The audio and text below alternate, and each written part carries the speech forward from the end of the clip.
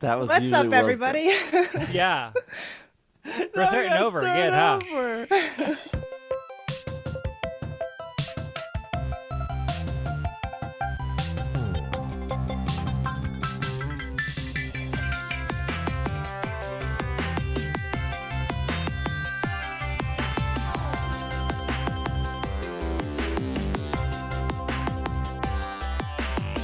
What's up, everyone? Welcome to the 533rd episode of this is the second time we're doing this.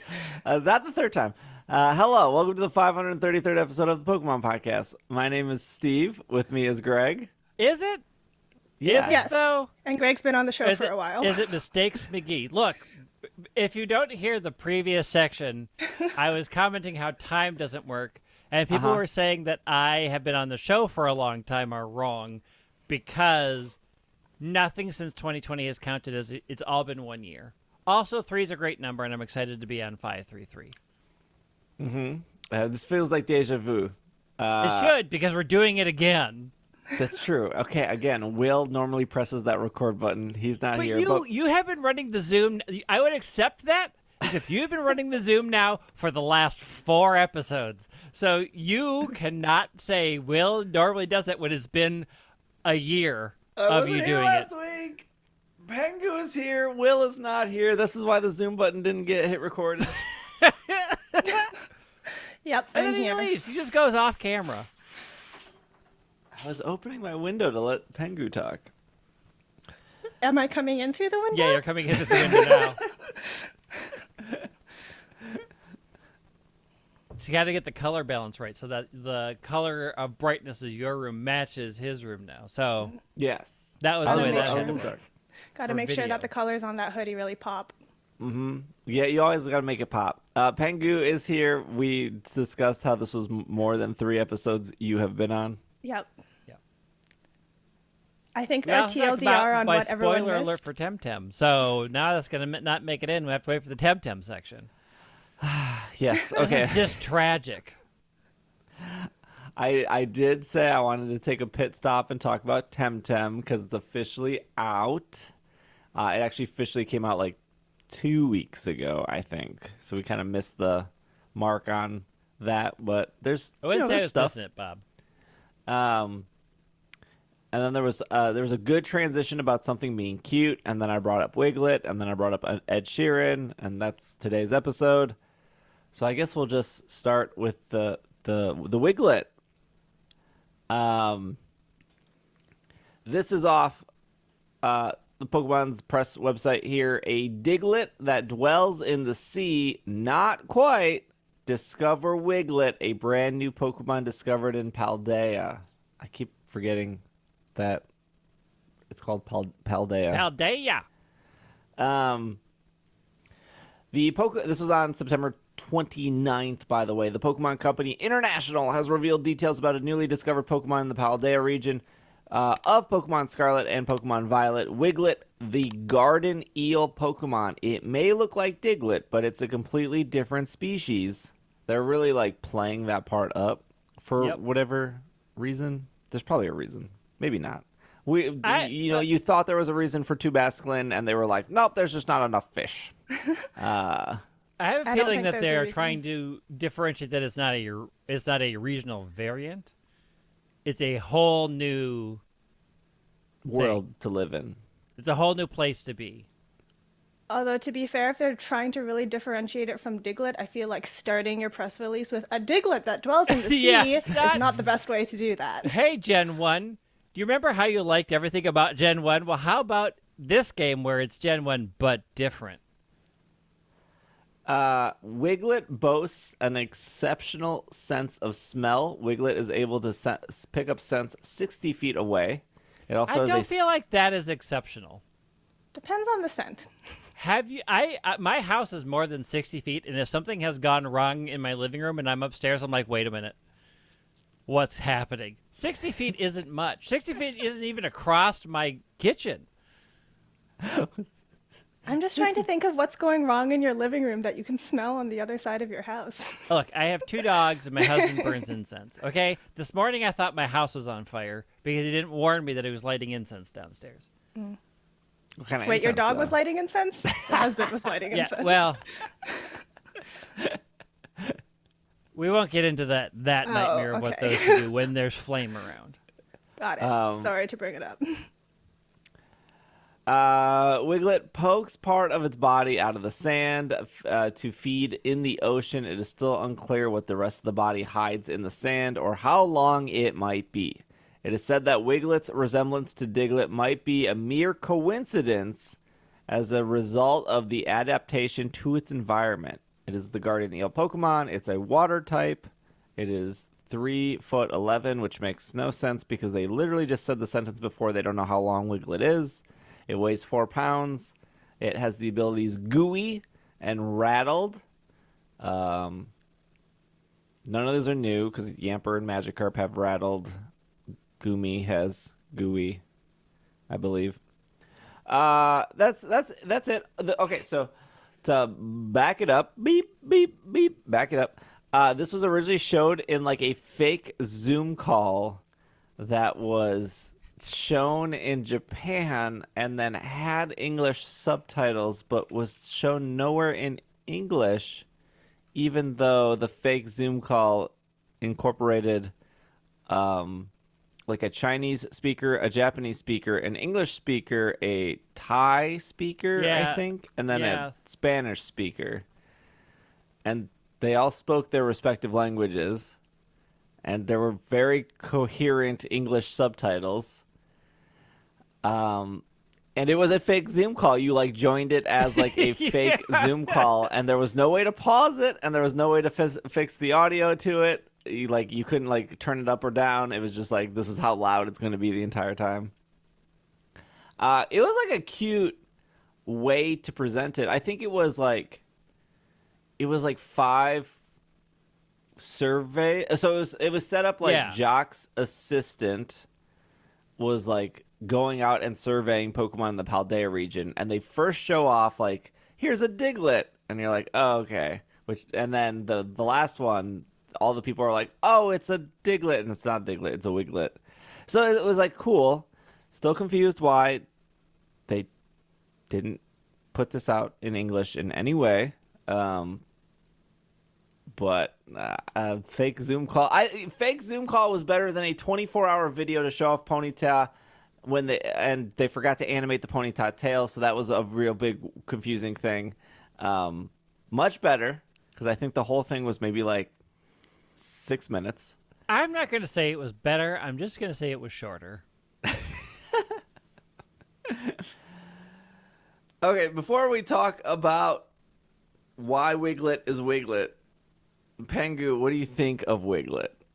I can't stop thinking about what might be under the sand and the implication that there's like this whole side of Wiglett that we have no idea what it looks like. Like there could be more tentacles down there. He could be a big round boy underneath that little skinny head. He could like extend right down to the core of the earth and we just don't know. Greg, what's your Wiglett opinion? Do not like. I thought you don't like mechanical Pokemon. I am allowed to not like a lot of things. If it was mechanical, it'd be even worse. Here's the thing. I think the garden eels that it's based off of are cute. And if it had just been a garden eel Pokemon and not Diglett based, I wouldn't find it so creepy. But I find it super creepy.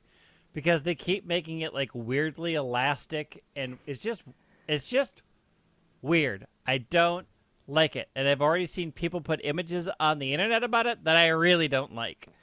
So I can see there being like weird art coming from it, but I think it's cute. He has like his big little pink nose. He's like all squishy and stuff, you know?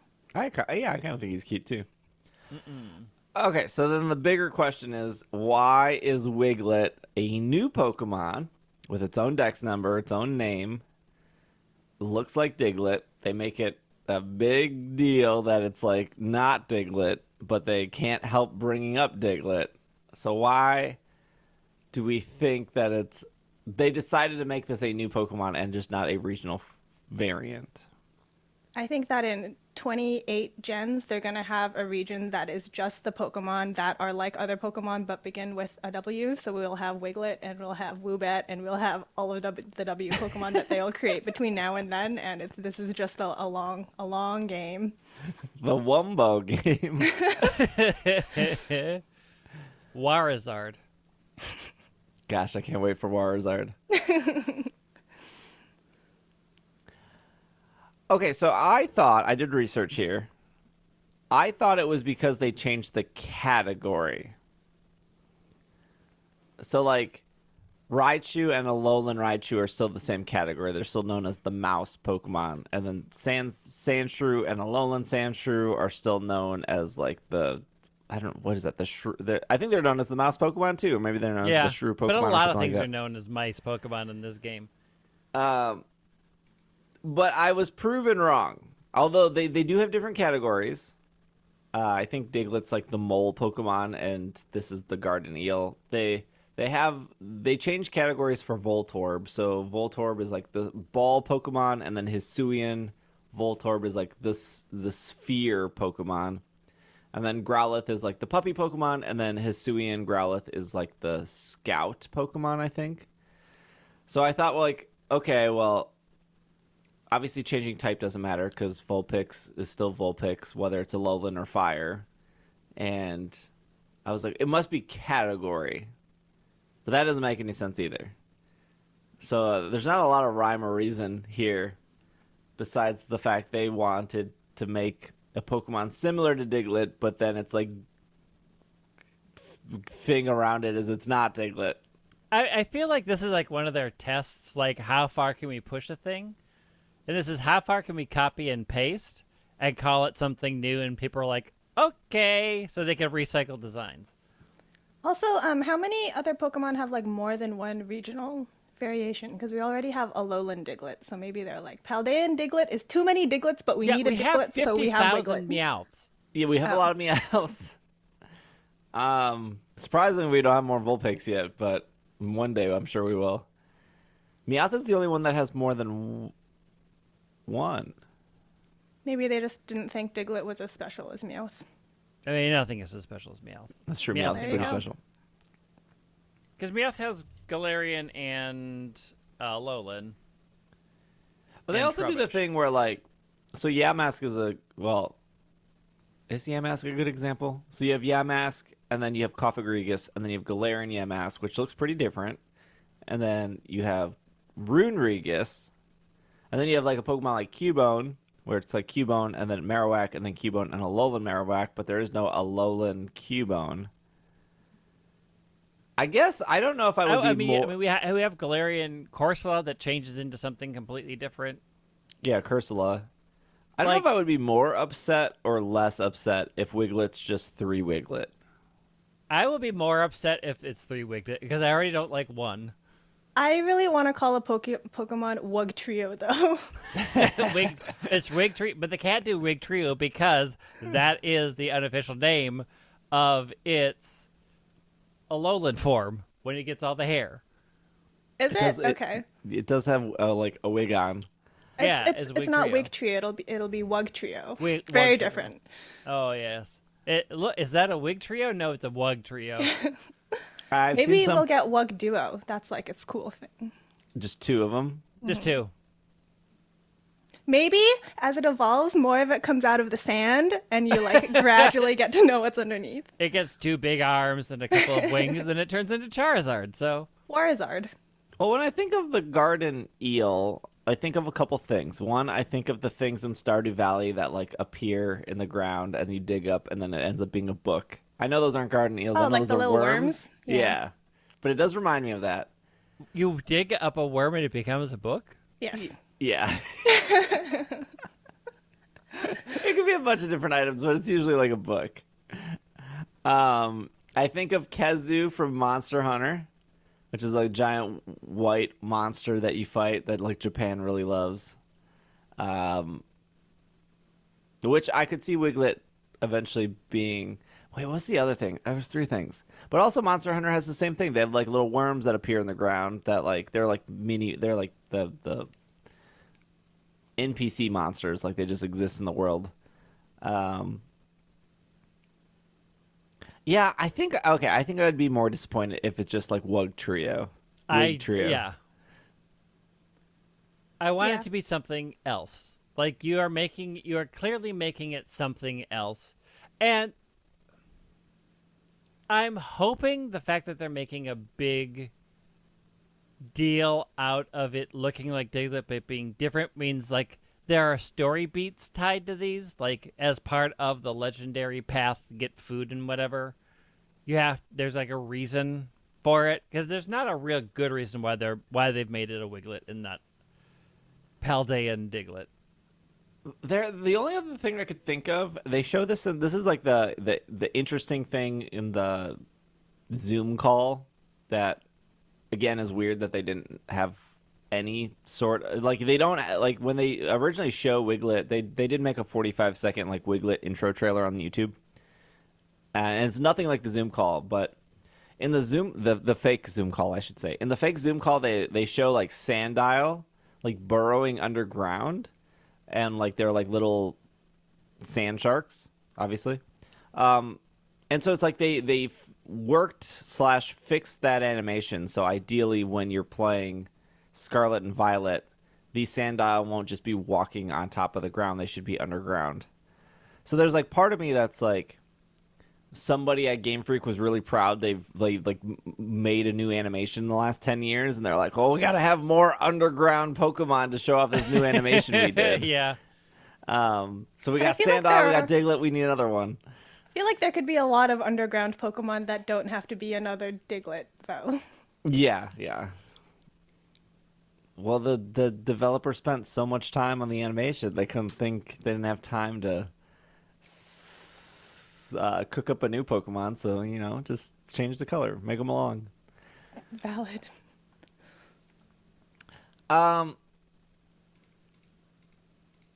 Okay, the other thing, I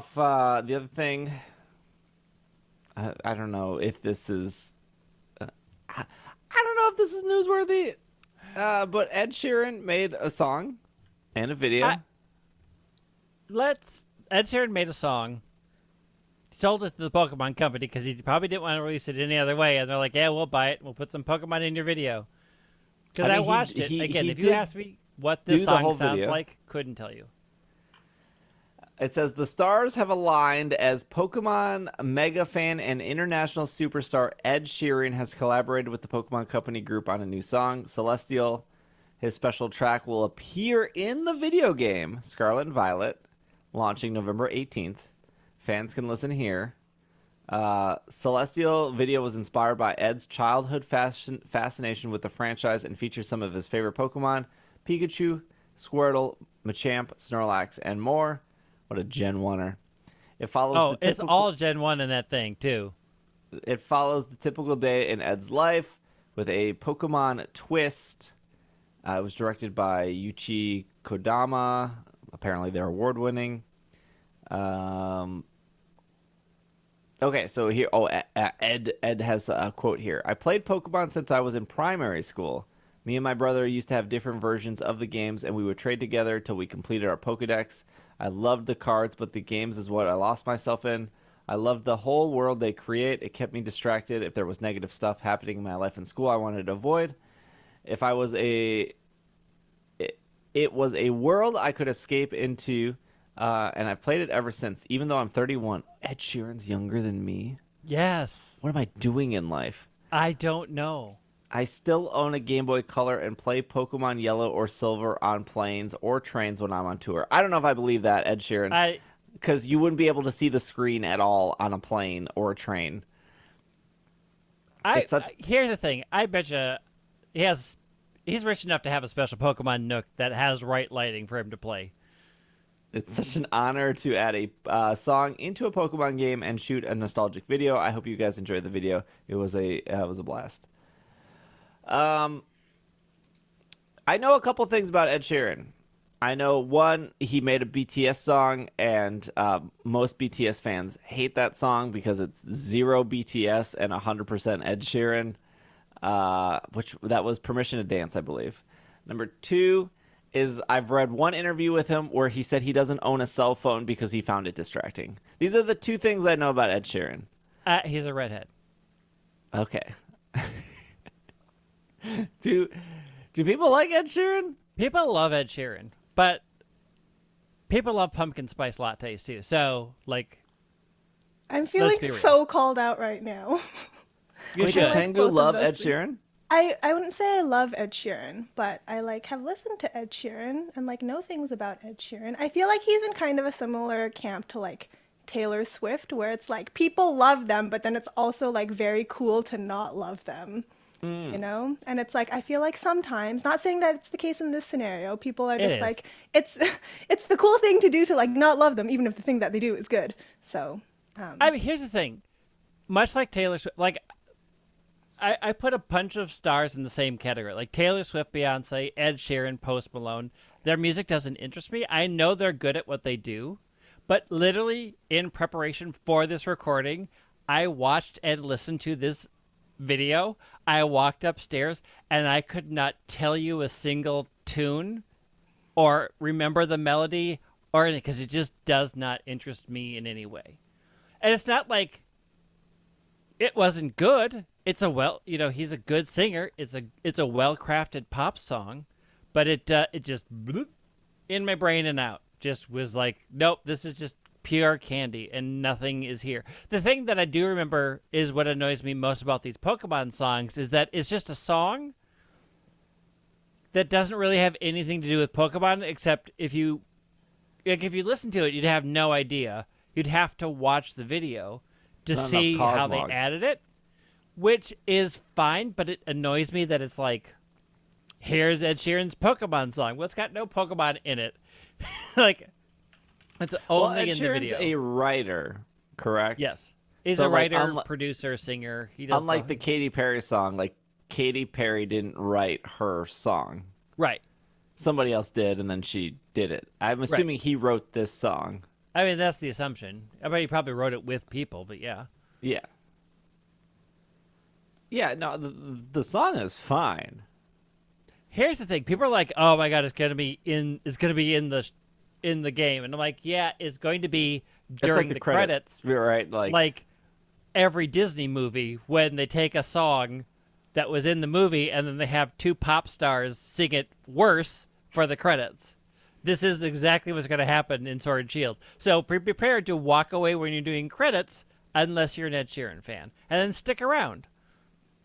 I agree with all of the above points, but I did like the video. I thought it was very cute. I really liked how all of his Pokemon had unibrows.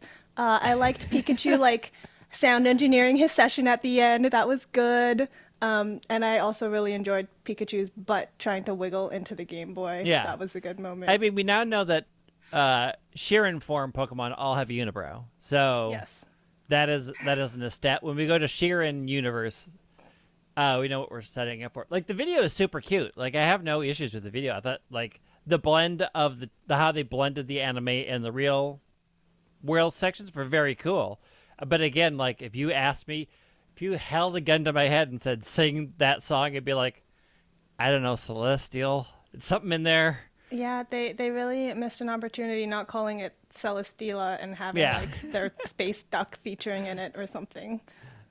There's also we're just gonna reanimate some of the first Pokemon movie. Yeah, with Ed Sheeran as a trainer. With Ed Sheeran in it. Which I'm hey, if I had money like that, I'd be yeah, animate me into this film. Also with new Pokemon, because that's the one time the Sword and Shield starters show up. The only time there aren't just pure Gen 1 is during the Gen 1 movie when he attacks Mewtwo with Grookey, Scorbunny, and Sobble. Do we think Ed Sheeran played Sword and Shield and knows what Grookey, Scorbunny, and Sobble are? Well, there's a Sobble plushie in his room. Okay.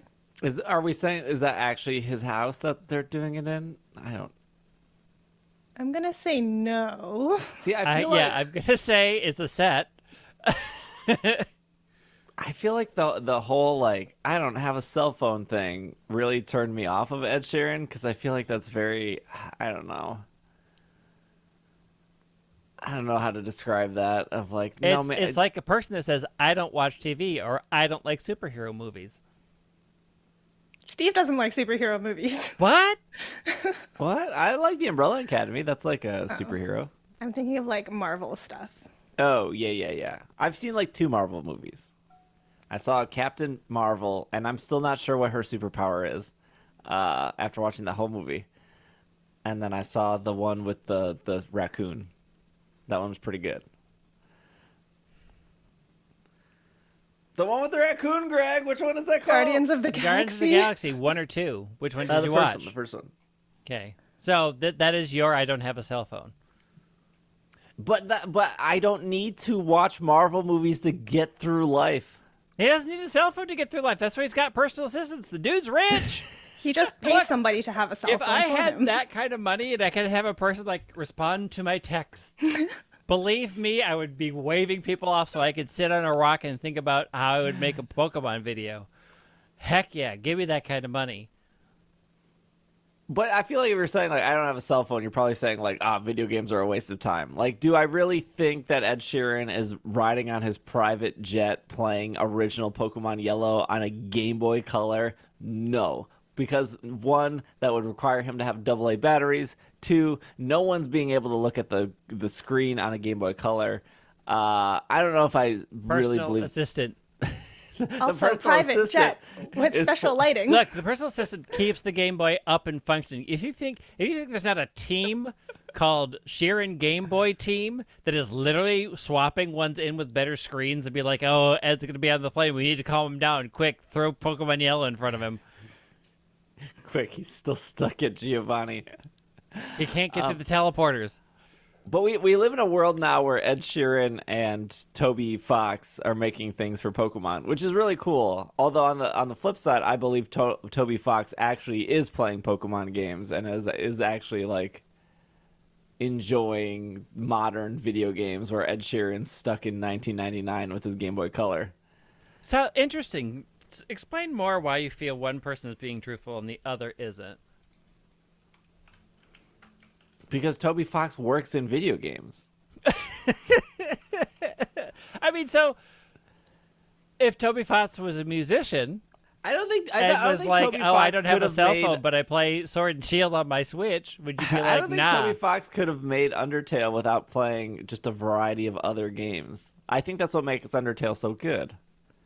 Is it because it like reflects back like a love of video games? So what does that have to do with Ed Sheeran? Oh, I'm just saying that it's wild that we have like Toby Fox and Ed Sheeran both making music for Pokemon. Oh, I And see. one of them is lying about love. One of them is lying about their lying. love of video games because that's how the world works. I asked Toby Fox what Ed Sheeran would tell me, and then I do the opposite, and then I get through the door. Okay, last question here. Do you think that this song was supposed to be on the 25th album, and then it just didn't make the cut, and they were like, let's just put it in the credits of the game? No, I think that, look, if you're putting out an album and you're approaching an artist who's a big name, you're approaching them long before they need to get their stuff done. I do think the 25th anniversary was a test of how much people will buy regular artist, non-Pokemon related music. And they're like, hey, cool, we can do more, and we can get more people to buy this stuff, and it's free advertising. I mean, do you remember when they did the Katy Perry thing? They had like a whole dedicated merch store with like 10 items that were just, what was that song even called? Electric. That's exactly how it went. Yeah, again, could not tell you a single melody of that song, and I watched Sometimes the whole when I'm thing. in like an H&M, they're playing it. And I'm like, it's the Pokemon Katy Perry song. Do you sing along just like you just did? Yeah, Yeah. just the electric, but that's the only part of the song I know. The only part of the song you know is, That song's okay too. they're all okay. I mean, that's the problem I have with them. They're okay. All right, last bit of news before the break. Pokemon Ultimate Journeys, the series, is to premiere on October 21st exclusively on Netflix. I canceled my Netflix for now, mostly because I've been traveling a lot. I'll renew it eventually. I think I finished the Pokemon. Yeah, I finished the whatever we're up to. Wasn't the last one called Master Journeys?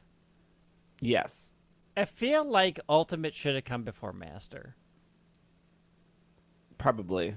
Especially when this one would include the Masters 8. Yeah, I'm... Okay. Does ultimate have because I know penultimate means second last, so does ultimate mean last? In which case it would make sense for it to be the last one. Unless they make another one, in which case it no longer makes sense. But right now it makes sense. Well, But Master is also supposed to be the end. Like, there's nowhere to go beyond Master. It's not like Master X. But Masters like EX. you can like master stuff and then keep going on stuff. On other things. An ultimate thing. I've You mastered can be an this. ultimate master. I guess I just learned what penultimate meant. There you go. I've never heard that before. You've never heard of Penultimate? Oh, wow. No, I've heard penultimate. I've never knew that it was like Oh, the yeah. step before ultimate. The second best. I'm not going to read the description because I guess it would spoil stuff. Look, if you're caught up with the anime, you know what's coming. If you're not caught up with the anime, don't read the synopsis because I guess it'll spoil where we're at. I guess none of that matters because like the Masters 8 is happening, and I think everyone knows what the two final matches. I mean, you'd have to be living under a rock to not know how Journeys is supposed to end here. But also on top of the Journeys coming on October 21st, the Arceus Chronicles is also on Netflix as of September 23rd. So there is a lot of reasons why I guess you would want to subscribe. Netflix is like $20 a month now. It's really Netflix is expensive. I'm not saying, maybe get a login from your friends and family, but you can get a login from your friends and family and split the cost. I thought they did it where like it degrades your quality if it knows your password sharing. Could you tell? Because the quality ain't great and I'm not password sharing. I'm just in my own house. I'm like, well, this looks garbagey. I have not watched the Legends Arceus Chronicle things. I haven't yet either.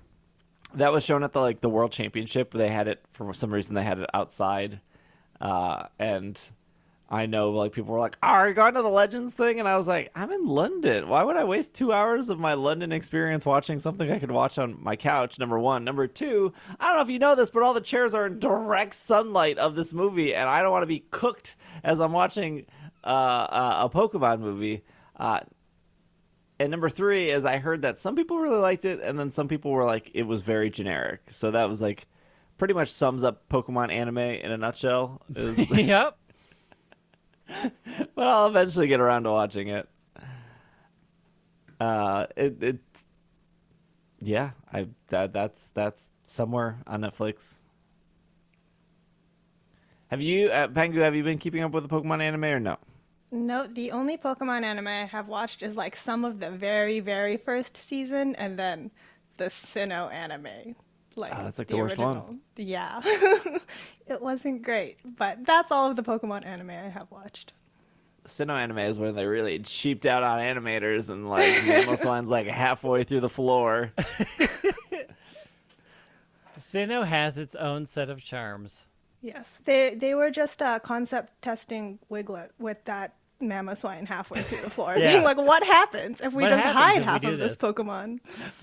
What happens when What somebody happens when doesn't we know make how to draw? Whamosmine? I wonder if whatever after Journey with Pokemon Paldea, whatever the new anime is. I wonder if Netflix is going to pay the big bucks to keep that on Netflix. I would assume so. Yeah. I mean, it's free for them, pretty much. They just buy the distribution rights, and then it makes them money. Mr. Joe Sarby tweeted that there will be Pokemon anime news this upcoming week. So after this episode is up and published in Japan. So I guess the speculation is they're probably going to show a trailer for the Gen 9 anime. I'm sure we'll see Ash. I there's been this entire thing throughout all of the 3 years of Sword and Shield where Ash will no longer be the main character. Yeah, right. And they're setting it up for Go, which I feel like anyone saying that has not watched a single episode of Journeys, because Go is a very boring character by himself. Like, the reason Go works is because Ash is there. Like, Go is not main character material. Not main character material. I Just feel doesn't like have it in him. Go and Ash are at the same level in this series. Like, neither one of them are all that interesting. They are more interesting together than apart. Because I think their they chemistry made is Ash really really, good. really hyper and obnoxious. Was he not hyper and obnoxious? Not at these levels. I don't think he's that. I don't think he's bad. Oh, he's bad.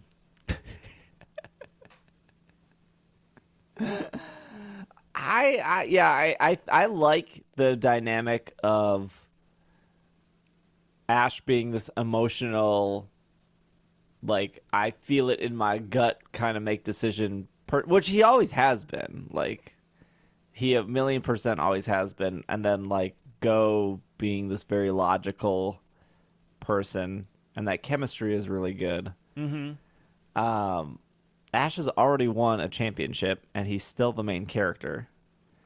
I don't think he's winning the Masters 8. Although, if he does win the Masters 8, he also won a Lola, and he's still the main character. So I don't know why they would...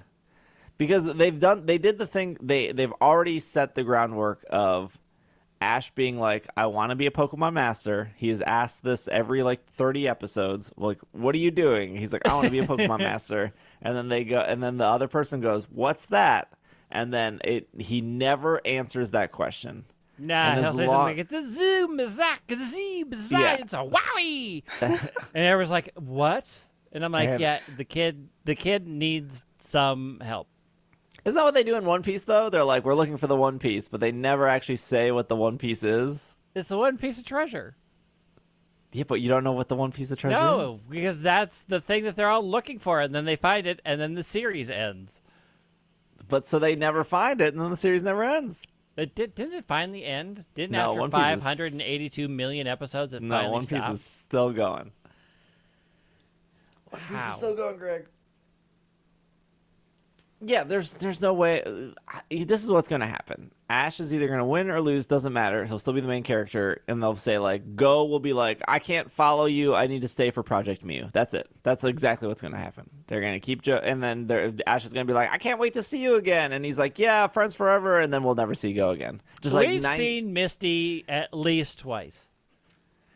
We have seen Misty and Brock.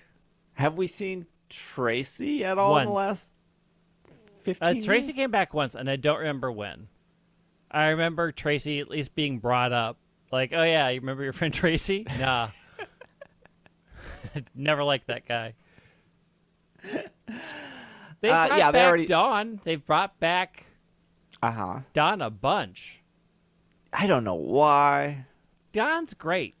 No, she's not. Dawn's Piplup is great. Yeah, Dawn's Piplup is great. Dawn is not great. Dawn? That Dawn and Chloe episode was unbearable. Are you kidding? The Dawn and Chloe episode was literally a shipper's dream. I sat there thinking they just turned the script over to a shipper and said, write 3 episodes for us starring Chloe and Dawn. And I think it was boy, 3 episodes. Did they ever deliver on ship material for those two. I, who do not ship fictional characters, thought, are they trying to get these two together? Because it really feels like it. Electric. It's Celestial's what that is. Yeah, I don't know. They bring back Ash's mom every once in a while. Good old Delia. Yeah, I don't know if we find out the winner to the Masters 8 this week or next week. I think I say that as, like, unless you have the best hashtags muted on Twitter, I feel like there's no way you're not going to find out who wins.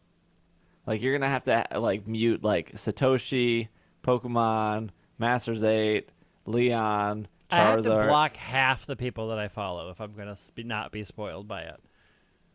Yeah, there's no way that you're not gonna be spoiled when that happens. That was like, remember when Ash won? Like, that was like, yeah. ESPN wrote about Ash winning in the Japanese anime. And you're like, well, I guess I was going to wait 2 months for this to come to America, but ESPN is out here writing that Ash won the Alola League. But I don't think he's winning, but who knows? Anyways, let's take a break. When we come back, we have some Pokemon Unite news. We're going to talk about TemTem. We have our question of the week. No Pokemon of the week. Will's not here. So we will be right back. And we are back from our break. We're going to talk about Pokemon Unite, which I think all three of us play here. The Pinsir Pokemon Scizor is now available in Pokemon Unite. Is Pinsir not the Pinsir Pokemon? What is Pinsir? Well, there's a lot of There's a lot of Wiglets. There's a lot of Diglets. There's a lot of Pinsers. Everybody's pinsing. All right. You can obtain Scizor for 14,000 Aos coins. Technically, that's not true. Well, until a full week is up. And then, or 575 Aos gems. Scizor begins as Scyther. You can choose to keep it unevolved. Scyther learns Dual Wing Beat at level 5. It will remain Scyther for the remainder of the match. Scyther learns Bullet Punch. If Scyther learns Bullet Punch at level 5, it will instead evolve into Scizor for the remainder of the match. For Scyther, speed and damage are the name of the game. For Scizor, it's durability. I think this is one of two Pokemon that can do this. The second one will be Clefairy. Clefairy is supposed to, yeah.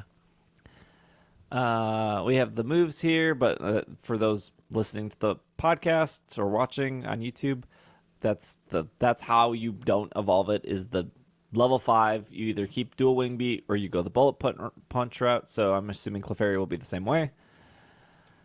And it's 14,000 coins, which is the third Pokemon to be that. I think it was Buzzwole, Tyranitar. I think Buzzwole was more.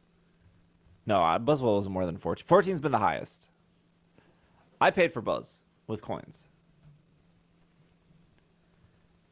I think Buzz, this seems to be the new amount. Which is insane, because they went from like 10,000 being the most expensive to now 14? Yeah. 40% Not even increase. Charizard is 14,000. Charizard's only like 6. So according to, I'm looking up on Eurogamer. Eurogamer says Buzzwole was 1,200. 12,000? Yeah, 12,000. I mean, Really? I don't know 12? how accurate this is. I don't know if I can check the price of Buzz because I bought it. I don't think it shows you after the fact. I heard people don't like Scizor. I heard he's not good. I'm bad at paying attention to what happens in matches, but the Scizors I have played against haven't seemed that annoying. So I think the thing is that you start the game as a heavy attacker, which is Scyther, and then if you pick Scizor, you are playing a very different character with a very different set of things that you're supposed to do, because basically it becomes a defender at that point, because its durability goes way up, but its attack isn't great. So I think what people are having issues with Scyther is that you are this great attacker, and then suddenly you're not. Suddenly you are a very different role. And it's good if you know what you're doing. It's bad if you don't. Isn't that good, though, to be able to change on the fly of like, oh, this team is really aggressive. Maybe I want to be a defender here. I think a lot of these new Unite characters are really meant to shine with people who are really great at the game, who are very, very skilled and can make that decision like, oh, we need to be very aggressive with this team. They play very defensive, so I'm going to go the Scyther route. Or they're super aggressive. We need more defense. I'm going to go the Scizor route. I think it adds a level of complexity that wasn't there. And since the way the emblems work, you kind of have to decide like a neutral build if you're going to switch, or you're going to have to lean into one play style. I think it's the most complicated one they've done so far. I agree that it is complicated and you have to like actually know what you're doing to get the most out of it. I think it's really cool that they've added this in that you can evolve or not evolve, and they're starting to add more flexibility. Yeah. I think that's cool. 14,000 gems is a lot, though. It's a lot.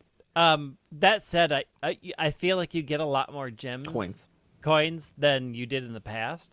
Because I'm sitting at I'm back up at 24, and I bought some Unite license. I think I finally bought Cramorant just so I could have the skins, and I'm already back up to where I was before after playing a little bit. So I feel it is more expensive, but I think they're also more generous with the coins. So I believe the next character is Clefairy coming Yes. out next. And due to the public test server, we know that Sableye and Zoroark are coming next. Yes, they are.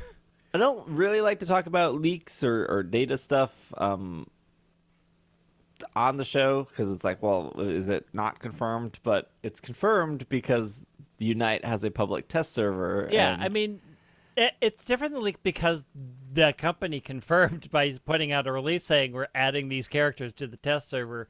Please play with them. Because for we're anyone adding listening, in some what is the very public test server? It is a place where they do test out the balance changes early. How do you get on the public test server? I have no clue. Do you want to be on the public test server to play these characters early? I'm going to say no, because every single public test server match I watched seems 10 times worse than any ranked battle or any standard battle. People will just go in, they'll play for like 60 seconds and then just not play at all. And there's like no real... like you can go on YouTube and you can like look at these Sableye matches or these Zoroark matches or Clefable. They're all on the public test server. Yep. And I don't think I've ever watched a match that actually felt like a proper match. It's like the Wild West on the test server. I've seen a few that look like real matches, but yeah, I mean, it's the test server, and people treat it like a test. Like, they go in and goof around and try things, and they will line weird situations up to see what happens. They'll sometimes work with the other team to be like, hey, I want to see what this move does, so please stand still and don't attack me, because I'm trying to get information. So the test server is a test, and people are going to just do things that they are going that they want to see how it works.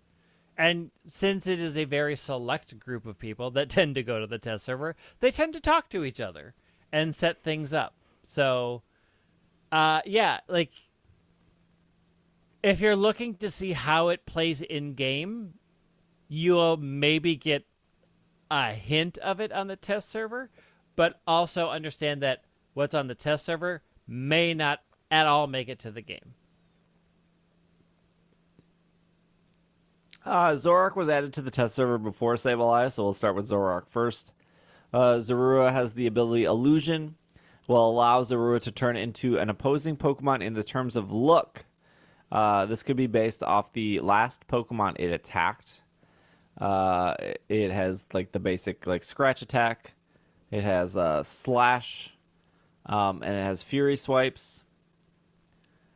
Slash is it's like a dash, and then Slash. Fury Swipes increases attack speed of the basic attack. Zoroark also has Illusion. It has Night Slash, Shadow Claw, Feint Attack. Its Unite move unleashes a roar, damaging the Pokemon who are caught around it. Zoroark does exactly what you think Zoroark does. It copies and looks like another Pokemon. I believe there's a character like this in League of Legends where they look like another character. I've seen it. I've seen Zoroark copy a Sableye on the other team, and then it was Sableye, and then the Sableye didn't attack that Sableye, even though that didn't make sense because your team can only have one Sableye. But I was like, oh, yeah, cool. And then I watched a game where there were two Clefables, and I was like, oh, is this test server broken? Why are there two Clefables on the same team? And then I was like, oh, I'm dumb. One of them Zoroark. So I'm sure it will, as much as I always bring up Apex Legends because I've played a lot of Apex Legends, but there's a character in Apex called Mirage, and Mirage can make a clone of himself. And all it is like he sends out himself and he might be running in a direction. And you might think like, why, how would you fall for that? It's just a character running straight in a direction. But the amount of times where I've like lined up a shot and then I'm like, this is perfect, it's gonna be a headshot, and then I shoot and then it like disappears because it was like it was fake. Right. And I'm just like, how did I fall for Mirage? Like, how, like he's been in the game since day one, and I'm like 3 years later, and I'm still falling for like clones. I see that very much with Pokemon Unite, especially because of the more grass they added to the second map. I feel like really would benefit Zoroark more than that very first map would. Yeah, I also think anytime you force the other player to have to pause and think, even that second gives you that advantage. So the thing is like you will appear like the other team's Charizard if that's the last thing you attacked. And you may think, oh, that's because it will look like it's your team member. I think that's the thing that I've seen is it matches the colors of your team. So you're like, oh, that's our Charizard who's coming back to base. And in that split second, you'll look at your minimap and be like, wait, but that's like you already are behind the curve because you had to pause for a minute and think, wait, where's our Charizard? Where's our whatever? Is that ours? And that gives Zoroark the advantage, particularly to sneaking in and scoring. Because when you're focusing on the other team, you may not think, oh, that's our Charmander going back to heal, and then you realize, no, it's not, and you'd have to turn around and go back. It's that subtle gameplay that's just enough to make a difference. We'll see how it actually plays out in-game if people really fall for it a lot, but it does seem like, much like the Mirage thing, to have a moment to think, is that mine, or is that theirs, or is it a Zoroark, is enough to give that an advantage. So is the main point of this illusion, like it sounds like you can only imitate like a member of the other team, right? So well, like it's on like the what you test were server, saying. I saw them imitating the substitute doll. I saw them imitate Apom. It seems to be the last thing that you attacked, you can turn into. Okay, because I could see it being like that, where you like imitate a member of the other team, so you like pretend to be one of them, and that's where the confusion is. But I could also seeing it being, like you said, like you imitate a Clefairy on your team, so now your team has two Clefairy, so the other team doesn't know which Clefairy is the Clefairy, right? And that being the confusing part. Yeah, I don't know how useful it is. That's like the tough part about it. Like playstyle wise, I saw a YouTuber describe Zoroark as like, if you really like Lucario and if you really like Zarina, you're gonna really like Zoroark. And that was like enough for me to be like, I have zero desire in playing Zoroark now because I don't like how Lucario plays and I don't like how Zarina plays. But I know, obviously those two Pokemon are very popular, especially because like they made it to very far in the World Championships. But also like there are a lot of Pokemon that fit a certain archetype. Like I would put Scorbunny, Greninja, and Decidueye all in the same archetype of like long range, very narrow attacks. Like I need my Pyro Ball, I need my arrows, I need my Greninja stars to all go down this very narrow line that I'm setting. And I don't like that. I don't like that kind of character. So it's cool that they've made a character that imitates another character. Conveniently enough, Pokemon has had this since Generation 5. So Yeah. I think the more shocking one is Sableye is getting added. And I think for a lot of people, they didn't think Sableye would be added because he's already in the shop. Yeah, but that was the hint. That was the hint that I said all along. Give me the Sableye in the shop, and they listened and they did it. So it's like, are they ever going to give us like Natu as a playable character? Because Natu was an enemy, right? We haven't seen any of those enemies turn into playable characters. Yeah, not yet. It's hard to like. We have at this point 900 to choose from, and their decision making of what they're going to put in is indecipherable. Because who would have thought they would have put in the weird-headed bird as a super Pokemon? Yet here we are, Doduo's in the game, running around like a wild bird on the map. I'm waiting for them to add my favorite weird-headed bird, Ice Cube. Oh, yeah. Ice Cube would be good. Like, Wasn't Ice Cube an enemy, though, you could attack? Or I No. don't think so. No. Oh, okay. Not yet.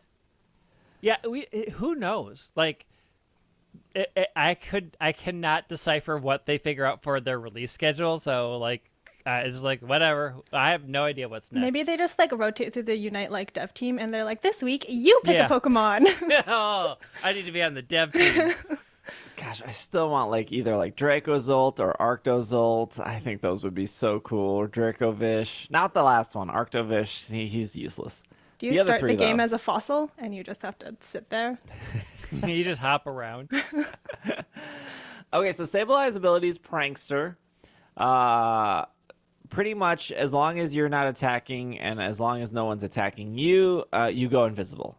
I'm so excited. Oh, for I like this. that. That's cool. I believe it takes about 4 or 5 seconds for it to trigger. Yeah. But like if you attack or you're being attacked, it resets that. So, like the main way you're going invisible is probably like when you die, and then you're going back to like get back into battle. You're gonna like enter invisible, or if you're running away and they cannot reach you. So if they're not playing like a score bunny, you will turn invisible. So would you be invisible on the mini map too, or could you just look at the mini map and see them? From what I've seen, you are invisible to the other team, Wow. both on the mini map and on the map. That's fun. I know there are probably people listening to that and hearing like you can turn invisible and go, that's overpowered.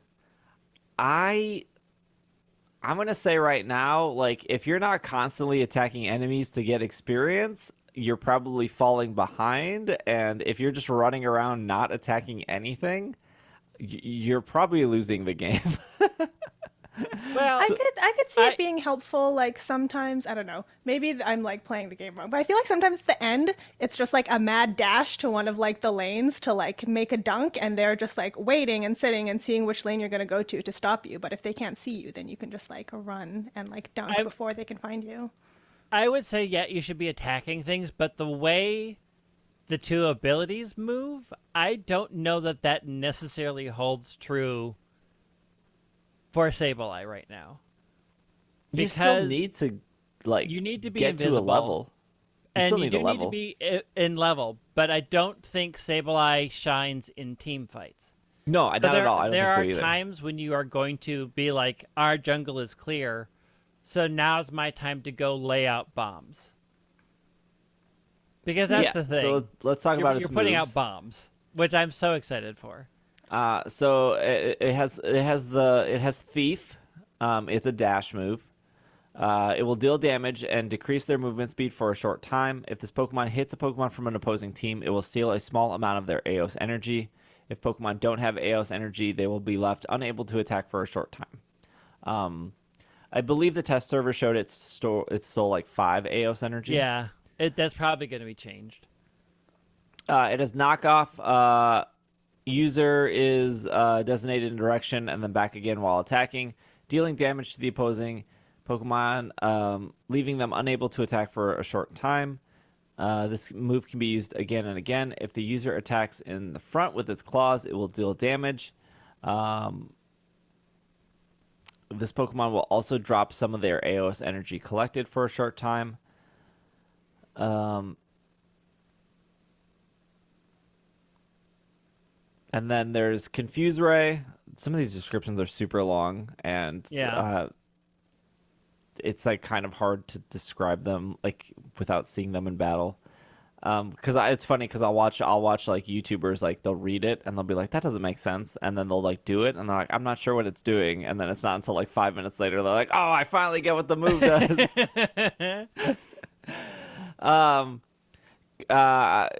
Confuse Ray fires a Sinister Ray in the designated direction, dealing damage to the Pokemon it hits. If this move hits a Pokemon from the opposing team, it will also leave them confused.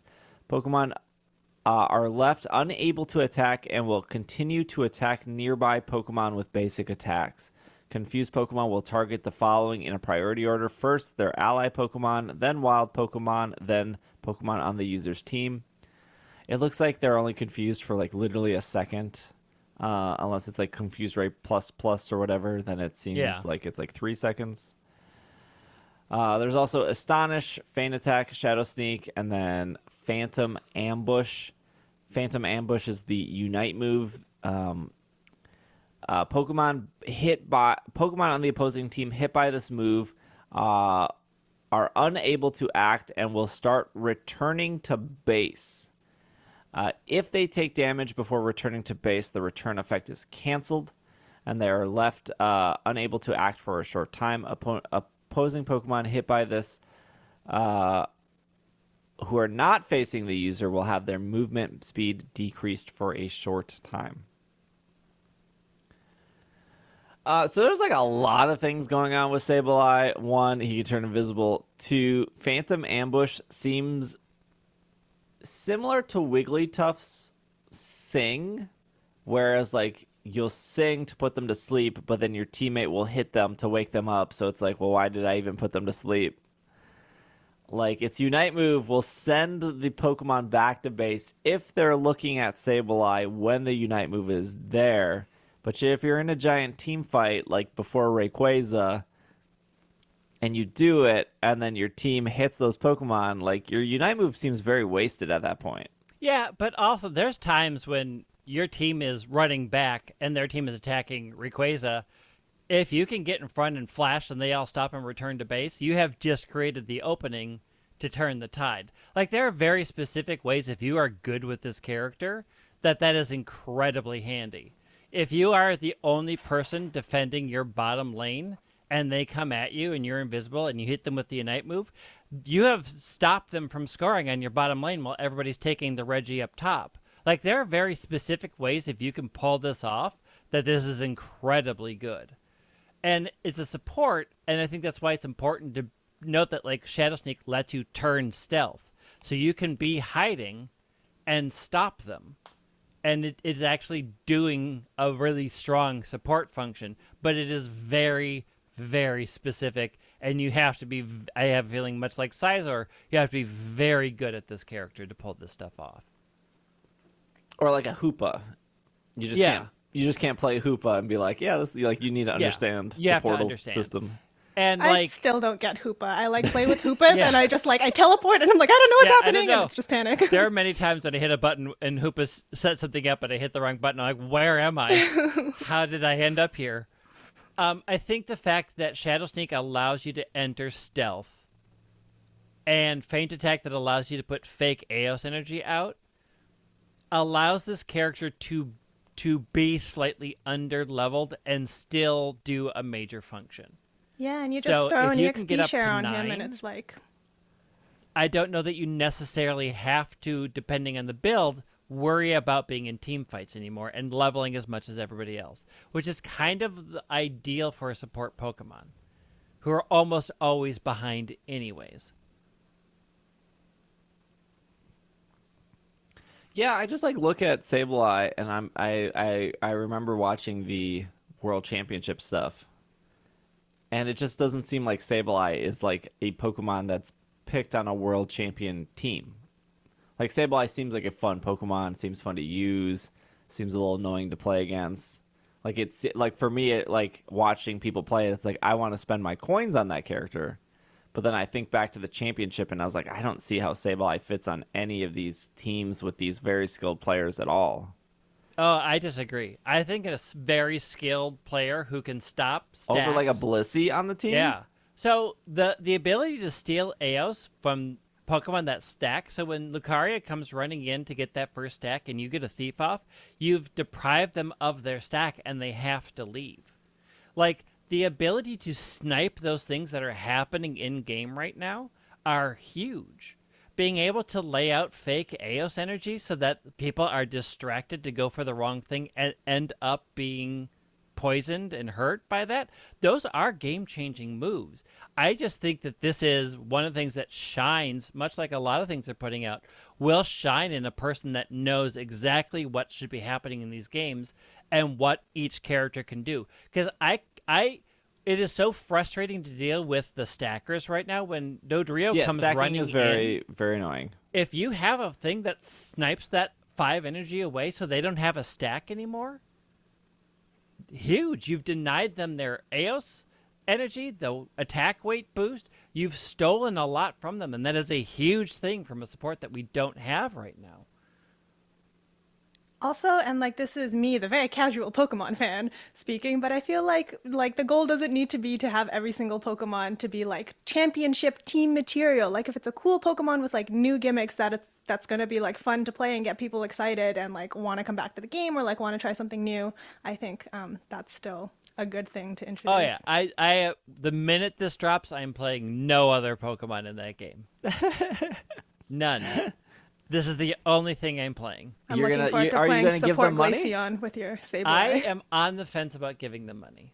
They're gonna give them money. You know they're going to do the thing where you can't buy it for a full week unless you use real money. I know. And I'm actually tempted by that. Also, I played the game a lot, and I haven't given them money except for the first time, so buying one character does not feel terrible for a game that I play every day. Oh my gosh, my battle pass expired, or not my battle pass, my membership has expired, and I have never felt so much relief. that gave me so much stress of like, did I log in today to collect my 40 gems? Or then I'd be like, it's like 7:05, and it's like, no, I missed my 40 gems. I didn't log in. Now it's expired. I don't have to think about it anymore. You're no free. more gems. I'm free. I still have not like bought any of the memberships or the battle passes, but I like considered it in the Space Gengar battle pass because I really wanted Space Gengar, but I was like, you know what? I don't want to like stress out. I don't want that to happen. I don't want to like stress out about having to like log in and everything. But now I have such bad FOMO, and every time I see a Space Gengar, I'm like, I want Space Gengar so bad, and I wish I had gotten Space Gengar. I mean, they just have it's in the last battle pass. Space Gengar was one of the things you could purchase with the additional currency you got out of that battle pass. It'll probably come back again. Okay. The menus confuse me, so I just look for the like claim all button and I click it, and then I don't pay attention to anything else. The rewards are real confusing. They've got a lot of currency for no good reason. Yes, they do. No, they do have a good reason. It's to confuse you and then to get more money out of you. Yeah. Or in my case, confuse you and then get no money out of you because I don't know where I'm supposed to put my money. It's also valid. So yeah, we have 3 characters coming: Clefairy, and then I'm assuming Zoroark, and then Sableye. Those are all supposed to be for like October, I believe. Most likely the way they're doing, they usually do about 2 weeks between, which means that Sableye would probably hit the first. They could flip it. November. They could give us Sableye, like, just because Zoroark was added first doesn't mean. I feel like Sableye and Zoroark are both like spooky October Pokemon too. Yeah. Yeah. I think Clefairy is supposed to be the 8th or something. Not the 8th, the 11th. I think it's the 11th. So we should get one on the 11th and then the 25th. Yeah. But Unite was in a really bad spot this last season because they like redid Mr. Mime from the ground up, which is cool, by the way. I think it is cool that they were like, this character is so bad, no one is using it. Let's change all of its moves. Then it was too good. and then they like nerfed him after like 2 weeks, but he's still like too good. Still very annoying to play against, so must be good. They just did another big change. So the current, as of this recording, it's October 2nd. I think the current battle pass ends on the 4th. And then that's like the Mew stuff, the weird Mew shoe thing is over, and there's like a new thing, right? But the rank season is still, because the rank season is always two. The rank seasons are always two costume seasons. I don't know what they're called. You know what I mean, though. I do. The Unfortunately. 2 battle pass seasons. It's weird. 2 costume seasons. 2 costume Got it. seasons. Yeah. Welcome to costume season. Okay. That was your Pokemon Unite minute. That was a lot there. Let's talk about TemTem. TemTem came out. If you don't know what TemTem is, we've covered it a couple times on this podcast. TemTem is it was a Kickstarter. Let me pull up the Kickstarter page for the sake of this this thing. It was a massive multiplayer creature collection adventure. This Kickstarter was launched on, gosh, when was this Kickstarter launched? It's a while ago now. Sometime in like 2017, I think. Yeah, it's been a long time. I will, if you were an early bird on the Kickstarter, you could pay $16 or more. You would become the first backers to receive a discount on the TemTem Tamer, which would include the digital game for Steam for $16, the Kickstarter exclusive original Tamer cap cosmetic item, access to the exclusive backer group in Discord, and a high-res digital wallpaper. That is a great deal. I think so, honestly, for $16 for a full game. That was supposed to be estimated delivery September of 2019. So why we're talking about this is because, 1, TemTem is very Pokemon, and 2, it is now September of 2022, and TemTem is officially released. Yep. It is out of beta. It is only 3 years late from the Kickstarter, which you know, to be isn't fair, bad. They That's did not say bad for estimated. Kickstarter. that's pretty good for Kickstarter. You know, within 3 years. Kickstarter had 12,000 backers, and it made almost $600,000, which in reality is not, I don't feel like that's a lot of money for a video game. Well, like, how many people were on that team and worked on it for like 5 years? I feel like $600,000 yeah, I don't know what divided by they're- a team for 5 years is like not that much. Yeah, Well- I mean, I gotta be honest. I've seen board games go much higher than that. It's not a lot. I mean, $500,000 is a lot for a small team that's never done anything. Well, $500,000 Kickstarter takes what, like 20%? Yeah. So, like, it was enough to get them started for sure, and then I'm assuming they got other investors. Yeah, so it's officially out. The news around this is that the Pokemon-inspired MMO, this is off Nintendo Life, has over 1 million players, in which I said that the Kickstarter sold 12,000 backers. Not everyone was, I mean, you could pledge $1 and not get the game. There was 170 people that did not want the game. They just pledged $1. So they tweeted, very special announcement today. We've reached 1 million total users in TemTem. Thank you for making this possible. We'll work hard to make the game even better. So that's a lot of people. I mean, like 1 million people. I'm assuming they're saying like registered accounts. Yeah, probably. So I don't know if you bought it on Switch, because it is available on Switch. If like you made like 2 profiles, if that counts for like 2 accounts, I'm not sure. but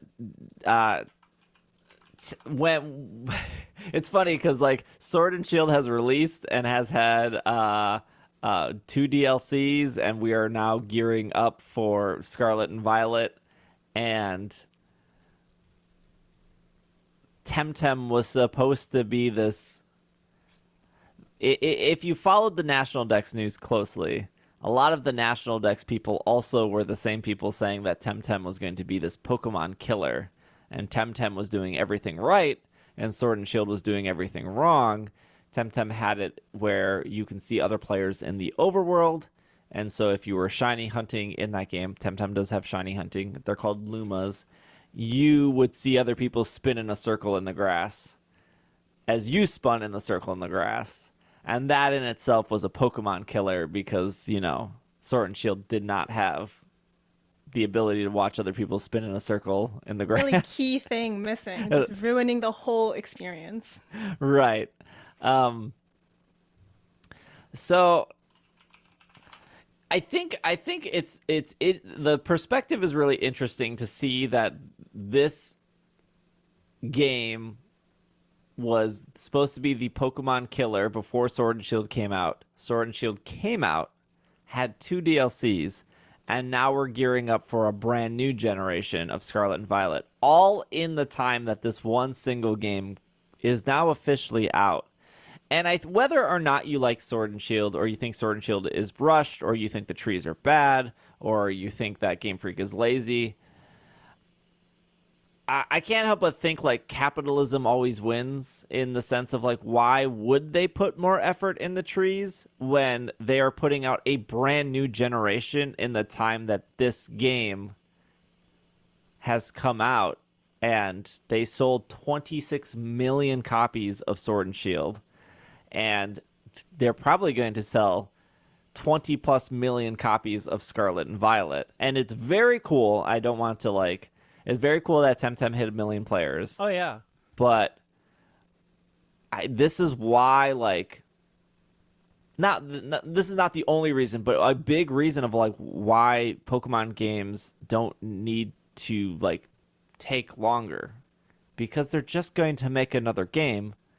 They're just going to put the things they would have focused on in that game in the new game. They will run out of time, and then they'll just make another game and put those things in. Like, why stop the cycle that is making you money? Just put it out and be like, yep, it's not perfect. That's okay. There'll be another game in 2 to 3 years. I mean, you don't ever stop the money-making machine. If you stop the money-making machine, it stops making money. Yeah. TemTem is massively multiplayer. This is their tweet. Cross-play and cross-progression. Fully fledged story campaign, 100% co-op. I guess we're getting that in Scarlet and Violet, or who knows if maybe it's 95%. Who knows? I don't know. Let's say we're getting co-op. Let's not say it's 100% or 95% because I don't think either of those two things are true.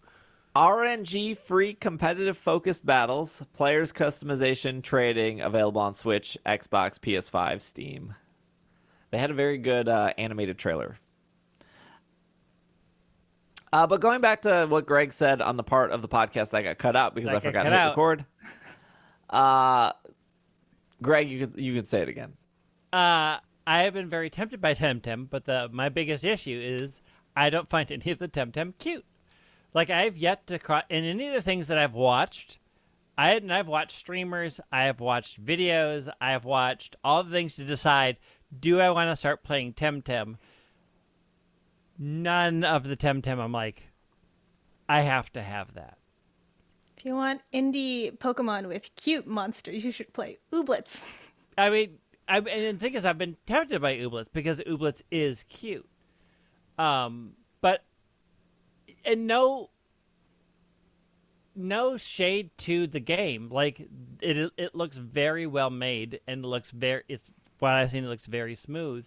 I just don't like the designs. They just don't. They don't appeal. There is a. I gotta put this weirdly, but there is a level of hyper masculinity in a lot of the designs that turns me off.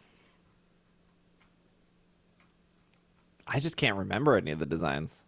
And that too. Like when you said that, I'm like trying to think of TemTems, and I can't think of any of them. I could think of the pig with the wings, which was like the little plush that was part of the Kickstarter. Is a pig with wings? Yeah, I don't even remember what his name is.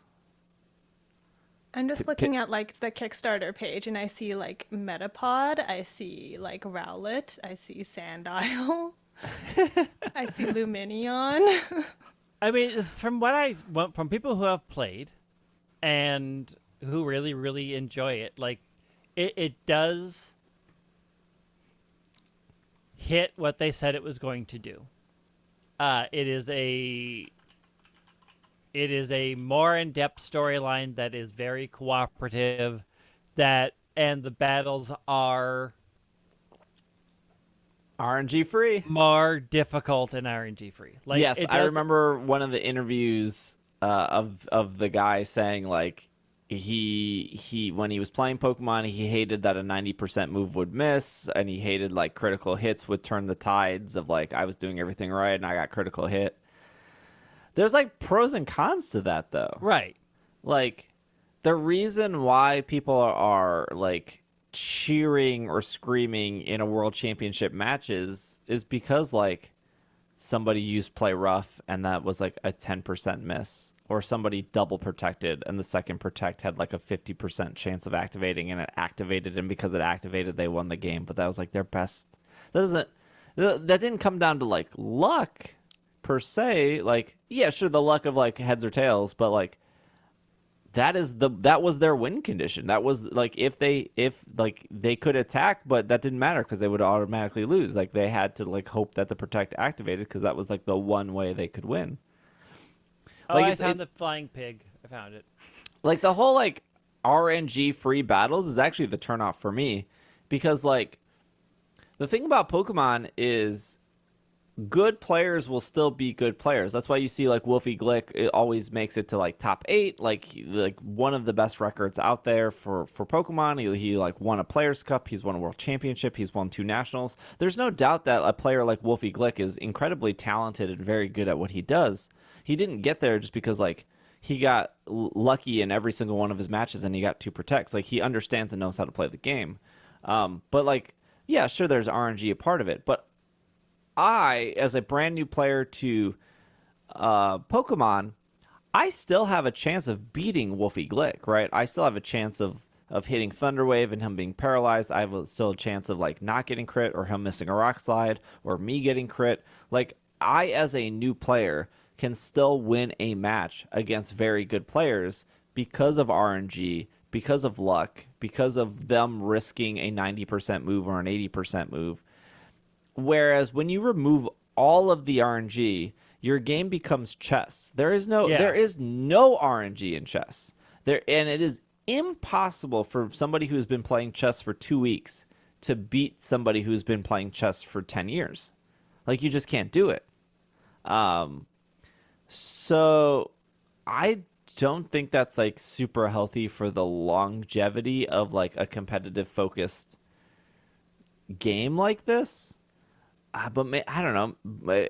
It was a selling point, and so people were like into that. Like, yes, I mean, critical hits too, but like, for an MMO, that is a necessary component, right? Like, if you are doing an end raid boss, because there's an entire PvE section, and there are raids, and there are difficult dungeons, you don't want to have gone through a 17 room dungeon to have an RNG miss at the end and not complete the dungeon, right? Like they have to do what Pokemon doesn't have to do, which is do an MMO balance with a competitive balance. And even MMOs struggle with the PvP versus PvE balance. So adding RNG on top of a PvE experience when you want people to do weekly challenges and weekly dungeons makes a really bad PvE experience. So I get it. Like they have a different focus of this game, and I can see how they are building strategy around their end game for PvP, and it will become different if the game goes longer. But right now, watching PvP battles, I see all the same things, and they all switch in and do all the same stuff. It is a meta that is in a very specific set way, because the minute the announcer's like, oh, they're going to bring this in because it's going to do this, and it absolutely doesn't. There isn't a lot of risks because it is a lot of pre-planning and just knowing, like knowing all the moves in chess, knowing what somebody's gambit in chess is, you immediately know how to counter it. That's a lot what's happening here. It's a different experience. I'm not going to say it's a better or worse experience, because you kind of need to have a non-RNG attack system to be able to fight a tough boss. Like, I get it. I just don't know if I find that compelling enough. Yeah, I think that's a really good point about like what you want for PvP versus PvE, because I agree with all of the above points that like you probably don't want it in a PvE situation because that's just like really annoying. But for PvP, like I agree with everything Steve said, and then also I think like not just like if you're a new player you have a chance of winning, but like it adds an element of like excitement and unpredictability to a game, so that like when the crowd's cheering, it's because like a 10% thing happened that like probably wouldn't have happened but happened, and it's like an exciting new twist, and now these like players have to adapt to it, and I think that's really interesting and exciting in like a PvP context. But yeah, I don't know, maybe this is me being like very cynical and jaded, but it feels to me that people like yelling for no RNG are the people who are like losing, and they're like, it's because of the RNG, so take away the RNG and everything will be better.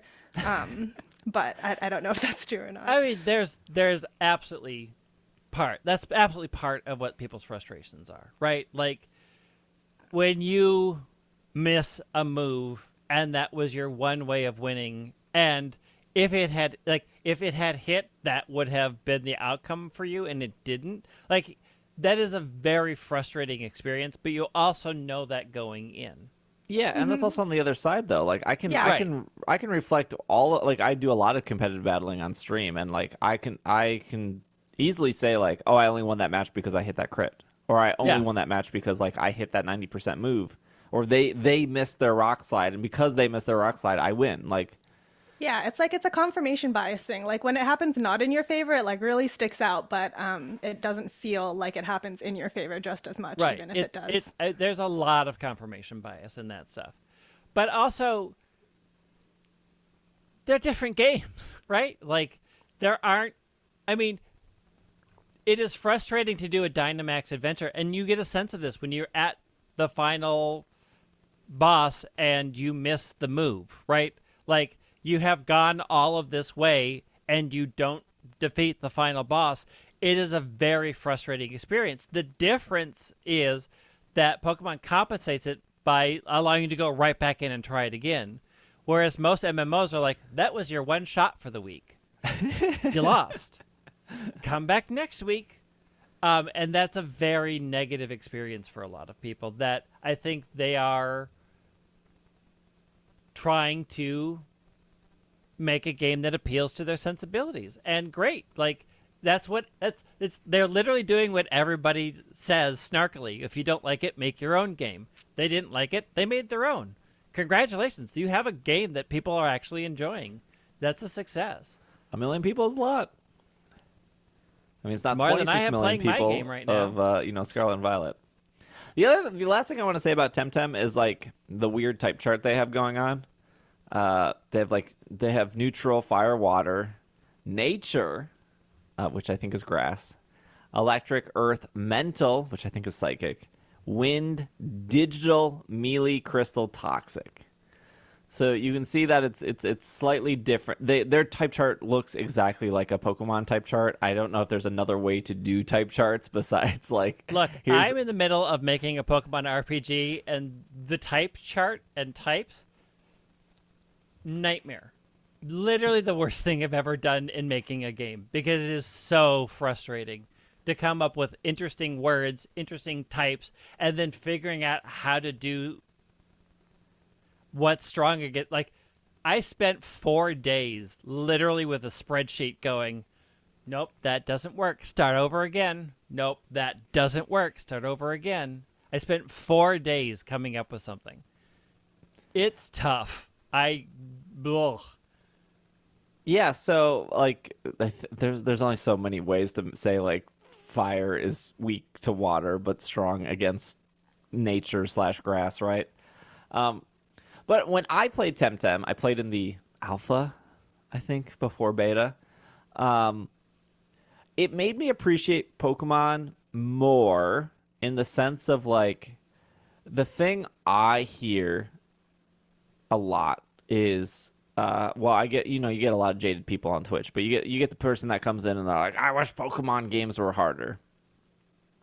And I've talked about this before, but like the two examples I have is TemTem and is watching my friend play Sword and Shield. And I think I think to me the perception I have is like it's not really that hard because you know what you're doing and you can't unlearn that. And what I mean by that is like that like electric can't hit ground. You know that electric is super effective against flying. You know that fairy hits dragon really hard. You know that steel is super effective against fairy. You know these things and you know the Pokemon you're fighting against. So when you're in a battle and you have a fire Pokemon in front of you and you have a Gyarados, why would you not hit Waterfall? Like, you know what to do. You know your best move is to hit Waterfall, and if you hit Waterfall and you one-shot that Rapidash, and then the next Pokemon that comes out is Ninetales, and you're like, I have 3 other moves, but Waterfall is my best move, so I'm going to hit it again, and then they send out a Graveler, and you're like, well, my best move is Waterfall, so I'm going to hit that again. And you've easily won the battle. When I played TemTem, I couldn't do that. Because, one, I didn't know what I was looking at. Because I can't, like, I don't know, fake Greninja's against me. I'm going to assume he's water type. Like, but he's not. He's toxic type. I have, what is super effective against toxic? I got to look at this type chart. Wind is... Okay, I don't have any wind. I don't even know what a wind Pokemon looks like. And, like, all of a sudden I start losing these battles because, like, I don't know their type chart. And I don't know what creature that is. Like, there's, like, the thing about TemTem is at least, like, Pokemon, when you, like, look at something, like an Impidimp, you're like, you kind of look fairy. Oh, you are fairy. Or, like, oh, like, you're a rock with arms. I bet you're a rock type. Oh, yep, you are. Okay, I know rock is weak against water. But if you're brand new to Pokemon, you would probably have those same struggles. Yeah, oh yeah. As you would. So I think that's the thing that I like try to like point out, and there's not like a quick way of explaining that to people, is like once you learn the type chart in Pokemon, it becomes so much easier because you know what works. And so like to bring this back to Pokemon, I was watching a friend play Sword and Shield at his house. He was like stuck in Glimwood Tangle, and I've been friends with them for over 10 years. Like we played Heart Gold Soul Silver together, we played Black and White together, we played Black 2. Like we played like every Pokemon game together when we lived in the same state. And I watched him, like I know he plays like he plays a million video games. Like he's not a casual player. And I watched him almost lose to an Impidimp because he just didn't know what type it was. And he was like, "Oh, I'm going to use this move. Oh, it's not effective. Okay, I'm going to use this move." And like it was just really interesting watching him. Like his team was overleveled. He had all 6 Pokemon, and like he just almost lost the Impidimp because like he wasn't hitting the I didn't say anything the entire time. He had the super effective moves. Like all he had to do was hit it and he would one-shot it. But he was like, "Oh, I'm going to use this move. Oh, it's not very effective. Oh, I'm dead. Okay, I'll try to this." And it kind of just showed that like the people who like rush into my Twitch stream and they're like, "Pokemon's too easy." It's like you have a really good understanding of the game and you can't unlearn that. And I don't know how, unless they add like a hard mode or something, but like even if the Pokemon was like, even if that Graveler was 5 levels higher, I'm still going to hit the waterfall button because it's still the best button to hit. Like, Yeah, I still remember the first time I saw a Sudowoodo, and I was like, why will this thing not die to my fire? It's like clearly a grass Pokemon. What is happening? And it was like the most frustrating thing ever. It kind of goes back to that whole like Whitney argument of like, oh, Whitney's so tough. And it's like, there was a whole cave of rock Pokemon right before Whitney, and Roll Out, the move that you're complaining about, is a rock type move. It does no damage to like a Geodude or an Onix or whatever else is in that cave. Like it's really easy to survive Rollout if you sent out. And I was like, well, I don't want to use a Geodude. I don't blame them. At Hard mode activated. Valid. Totally valid. Yep. Well, good. Good for TemTem. They got 1 million people. I probably would have played this game if it came out maybe early in the year. It's very close to Scarlet and Violet. Yeah, I think that's also my issue. Like, I know I have something coming. I don't want to get into another MMO. I'm in an MMO that I really, really, really, really, really love. So adding another one is just like, or I could be doing the one thing that I've really invested a lot of time in. Pokemon Unite. Yeah. All right, question of the week. Well, how are we here? Didn't we have another thing? The Battle Pass thing? Are we skipping that?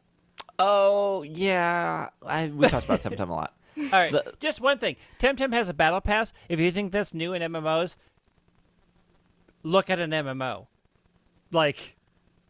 Yeah, there was okay. The short of it is TemTem was getting review bombed, and the devs complained about please don't review bomb us because they did have a battle pass, and the battle pass was only cosmetic stuff. So you would pay real money for the battle pass. The TemTem is like a $50 game. It's not like a free to play game. It is. So people were like, you're charging us full price for a game, and you're charging us for a battle pass. And they're like, look, we want this game to last a long time. The Battle Pass was something that was talked about in the Kickstarter. Everything in the Battle Pass is purely cosmetic. I don't personally have a problem with that. What? Tell me you don't play MMOs. Like, I buy a $30 expansion, and then I pay $12.95 a month to keep playing the game. That is the MMO model. That is what an MMO is, unless it's free to play, in which it's going to make you microtransaction. Like, this is the MMO model. And when I read the article, I'm like, I cannot believe people are upset about the standard MMO model. Well, you don't even have to buy the Battle Pass. That's the thing. You don't have to buy the battle. You don't even have to do it. It's not even the same. And it also said in this article that like they made it so purchasing one battle pass gives you enough currency to purchase the next for free. So like once you get one, you just get like endless free battle passes. Yeah. And I'm like, that doesn't seem any different to like paid DLC for a full price game. Yeah. Yeah. Apex Legends does that too. Like you theoretically you have to complete the battle pass, right? If you buy it and you get to level 5, you're not going to get your currency back. But like Apex has it too, where if you pay, I think it's like $8. But if you make it to the end of the battle pass, you get enough coins where when the next battle pass comes out, you just buy with coins, and you can just do the same thing. Yeah. Yeah, but the paragraph where it was like phrases such as corporate greed and corruption are being bandied around. Yeah, that was just like, okay. Okay. Dial it back, TemTem. Fan base. This is an MMO. This is what you signed up for. All right, now we can do the question of the week. Ready? Yes. Now it's the time for the question of the week. Doo-da, doo-da, doo-da, doo-da. This is from Squat in Tacos on our YouTube. If you are watching on YouTube, now's the time to like, comment, subscribe, share, ask your question. It's doing squats and tacos, which is clanging and banging and then going for tacos after. Correct. After playing the faithful remake BDSP, it made me think of what I want in remakes moving forward. Good thinking.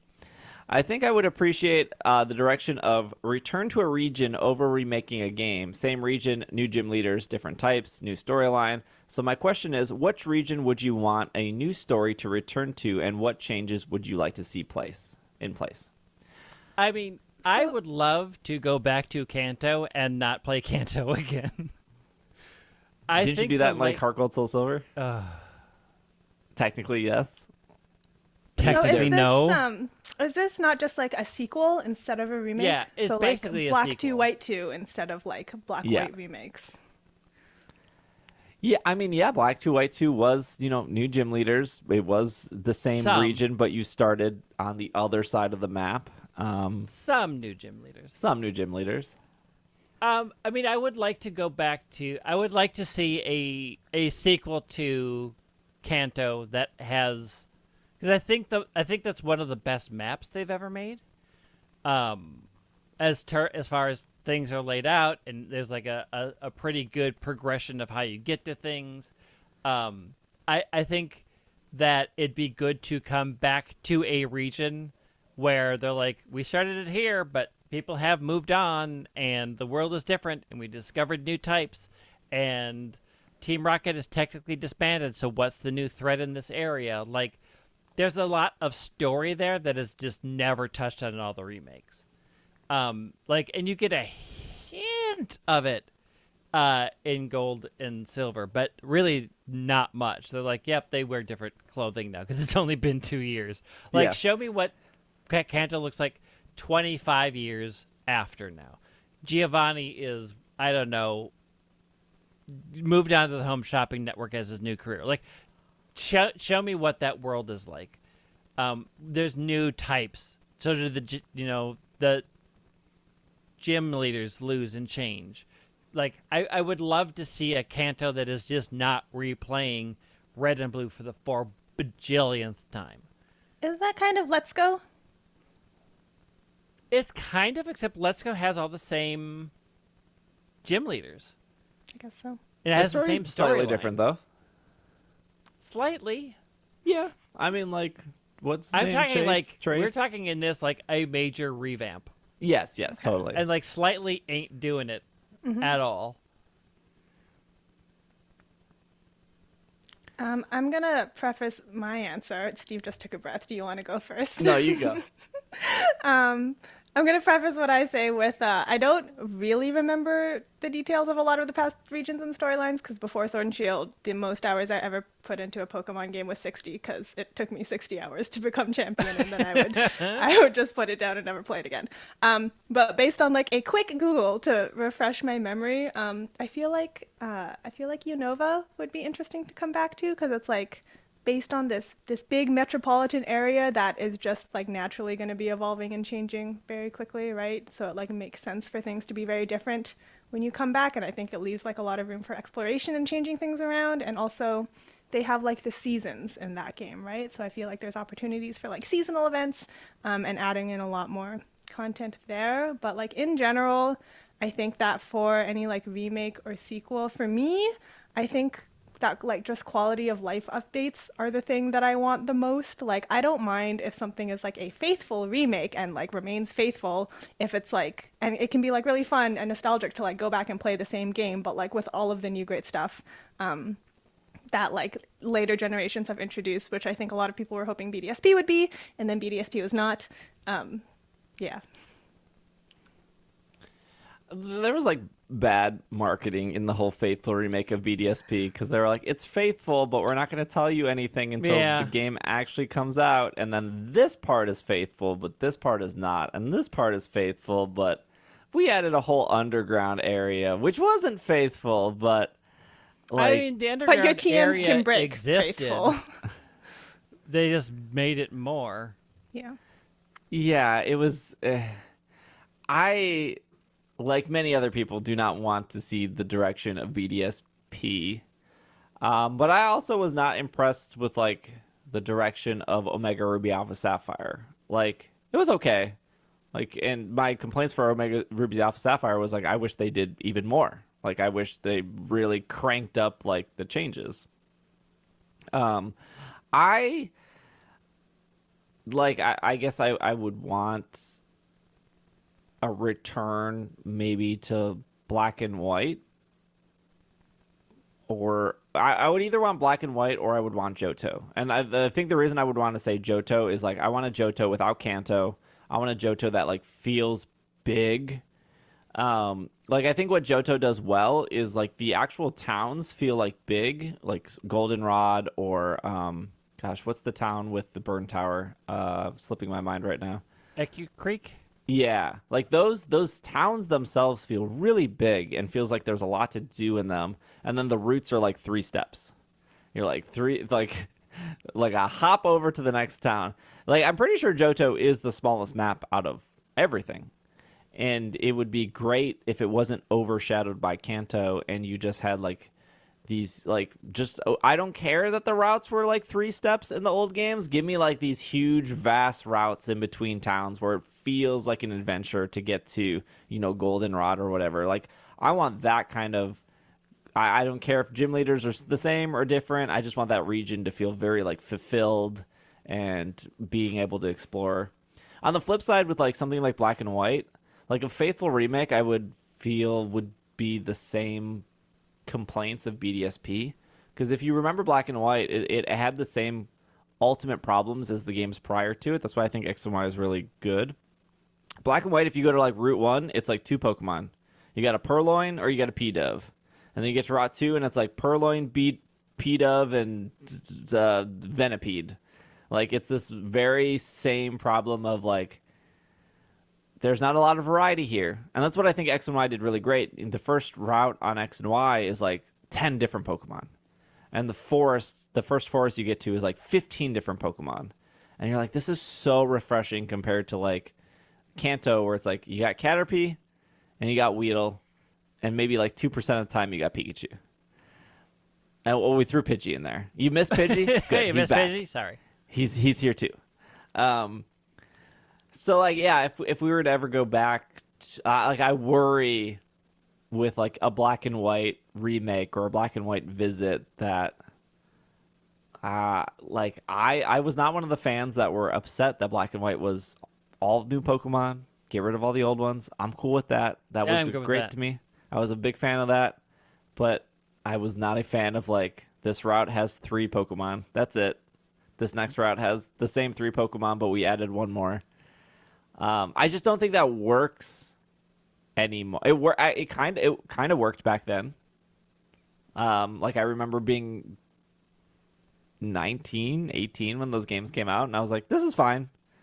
But I don't think it works anymore. It served a purpose back then to be like, don't linger on these routes to just try to find each and every one. They'll repeat, so you can keep progressing to each town because we kind of spread the towns out. So for a pacing situation, like it helped eliminate the problem of I'm going to keep searching in this area till I find every possible thing, and then when I get to the next one, I'm going to waste another 50 minutes trying to find everything in here. It was like, no, you already got a bunch. Get it and move on. Get it and move on. Like it tried to push the pacing forward in games that had previously been pretty much a terrible slog. Like let's look at what came before Black and White, which was there's a bunch of different things, but every trainer has Geodude, right? Like it tried to solve that problem of you being forced to stick on a route till you got everything by saying half the things you already got, so move on. I don't think that flies in today's game world anymore. I don't think that flies in a world where a Sarumi exists and tells you you've got a 10% chance of finding this one thing at 6 p.m., so come back then. Yeah. So at the time, I know I can see why they made that decision, but I agree, I don't think it works anymore. And I think the problem that X and Y has is, again, I go back to that, it had great routes, but the pacing was so bizarre of when you would actually run into a town that mattered. And that wasn't just a town that was there. Yes. Because you're like, why is this mansion town here except for me to waste time around to Snorlax? And I'm going to this incredibly beautiful palace to watch fireworks once, and then I'll never come back. Because who cares? Hey, you chased a Furfur, I think, as well. Yeah, that's fun. Yeah, I think that goes back to the problems with BDSP. I just think a lot of what made, like, again, they were like, we want to make a faithful game. Cool. half your game wasn't faithful, but okay. But it's like a lot of this stuff just doesn't work today. Yeah. I mean, it worked for some people. Some people were like, I love this style of Pokemon game. Well, I mean, I think you can get away with it in a remake because you're buying off of this is the way it was. If that was a game that came out on its own and it was designed that way, I don't think it would have flown. And in today's, if it wasn't latching on to the fact that this is the way it was and you're remembering how it was and reliving that experience, I don't think those games would have done well. Yeah. I'm curious of where we're at, though, with, like, gosh, it was, like, all through Sword and Shield's development cycle where people were like, let's go Meryl and let's go Mantine. And, like, or we're getting, like, I mean, I don't know. I don't know if, you know, after Scarlet and Violet, if we're getting Gen 5, if we're getting Gen 2, if we're getting Gen 1 for the 70th time, if we're getting... I guess the new thing is like, well, Spain is right next to France, and France is X and Y. Yeah, I guess. Ed Sheeran just came out with a music video with a bunch of Gen 1 Pokemon. Gen 1 remakes, confirmed. Yeah, that makes sense. The Unibrow. Let's go Unibrow. All right, well, that's today's show. We made it to the end. I will be at TwitchCon this upcoming week, so I think my plan is to try to record the show before I go to TwitchCon. So if there is news like on Friday or Saturday, and you're like, "Why isn't Steve covering this?" It's probably because we recorded it on like a Wednesday. But if you're in San Diego, the week of the 7th, 8th, and 9th of October, I'll be there somewhere. The whole literal reason I'm going to TwitchCon is to meet people who watch me on Twitch.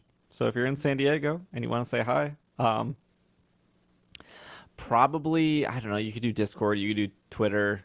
I'm pretty good at getting back to people. But if you're in the area, I would love to say hi. It's literally the reason I'm going. But I'll be at TwitchCon this weekend. Greg will not be there. But Greg is on Twitter at White Wing. Pengu is on Twitter at Pengumon? Pengumon on Twitter. I remember. I'm at Twitter at Dragging a Lake. Otherwise, you can follow the podcast on Twitter at PKMNcast. Same as Instagram, YouTube, TikTok, all that stuff. Pengu makes plushes. I make plushes. You can find links to my shop and other socials at my Twitter on Pengumon at Pengumon. Come find me. Yeah, otherwise we'll be back next week. And we're getting closer and closer to Scarlet and Violet, so we'll have to figure out what we're doing there. Having fun is what we're doing there. Yeah. Well, there are 8 gyms, so at least we can maybe say 8 episodes. Yeah. Unless there's a hidden 9th gym. Don't know. But which gyms? Because there's going to be 16, and you get to choose. Oh, yeah. I remember that. Well, thank you for listening. Thank you for making it to the end. We will see you all next week. This has been another episode of the Pokemon Podcast, and we are... Super duper effective. Super Celestial. Welcome to the Sheenanverse. Electric.